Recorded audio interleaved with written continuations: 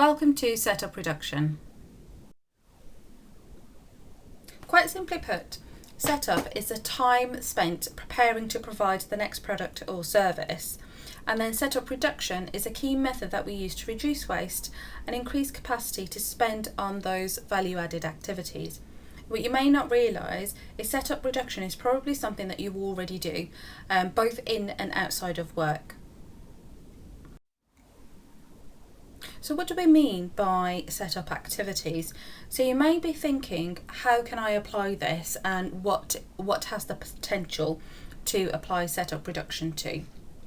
So essentially what we mean by setup activities could include anything such as gathering, transporting goods from one place to another, removing things or supplies from packaging, or even putting together pieces of equipment. And so here are a few examples such as cleaning, packaging and transporting that you can see in the pictures that you could potentially apply setup reduction to. Essentially anything that ends in an ing could have the potential to apply setup reduction. Have a little think about what you do on a day-to-day basis and whether any of those activities have the potential to apply setup reduction.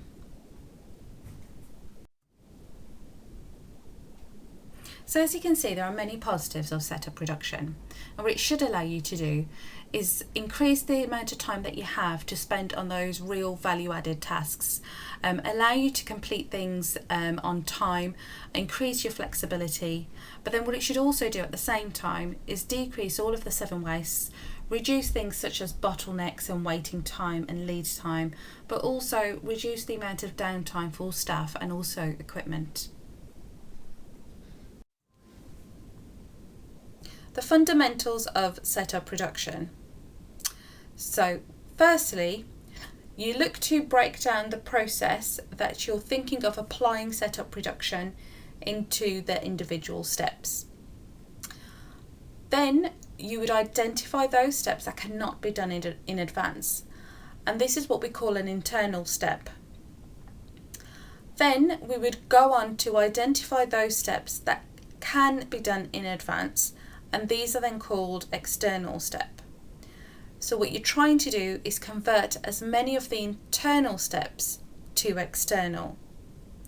And then lastly, you would improve or attempt to improve on the timings that it takes to process an internal step and then external. So essentially what we're trying to do is reduce the amount of time spent on each of these steps, but our priority is to reduce the timings of any step that's deemed internal.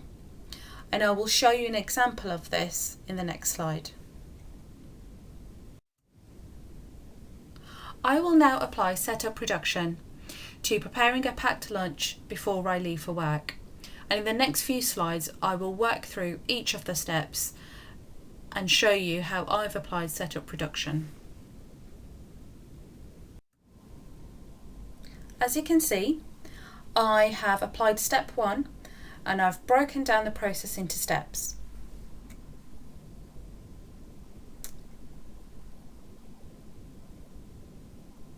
I have now identified the last step. I collect my lunchbox and walk to the front door to leave for work. This is a step that cannot be done in advance, and it must remain as an internal step. Here I'm applying step 3. I've identified those steps that can be done in advance. These include all of the steps bar the final where I collect my lunch and walk to the front door to leave for work. All steps previous to this I have now classed as external.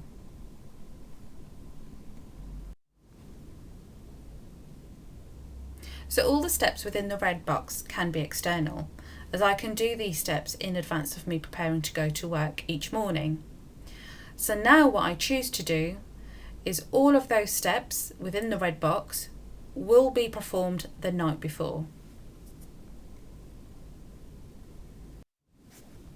My setup reduction is complete, and it has saved me 1 minute and 23 seconds.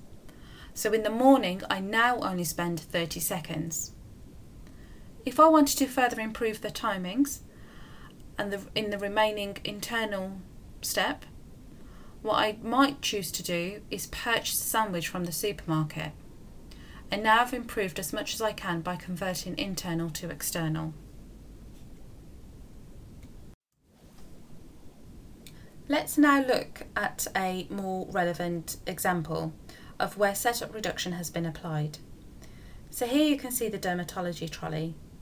So what this has done is reduce the amount of time that a clinician will spend on gathering all the supplies that they need for a particular activity or task, and also reduce the amount of walking, therefore increasing the amount of time spent on value-added tasks.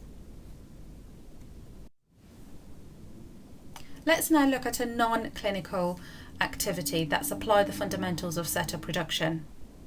So prior to setup reduction, 40 minutes and 32 seconds was spent on sorting out the lists for clinics in our outpatients department. So firstly, they were sorted by location. Secondly, by whether the clinic took place in the AM or PM. And lastly, by speciality.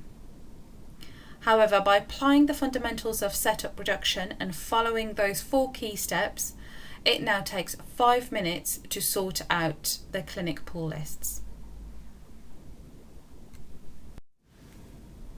So to summarise, setup reduction is a really powerful tool that will help you to eliminate as many of the wastes as possible. And also, it's an incredibly easy, lean methodology that can be applied to both the clinical and non-clinical areas by following the 4 fundamental steps. And most importantly, it allows you to spend more time on those real value-added tasks.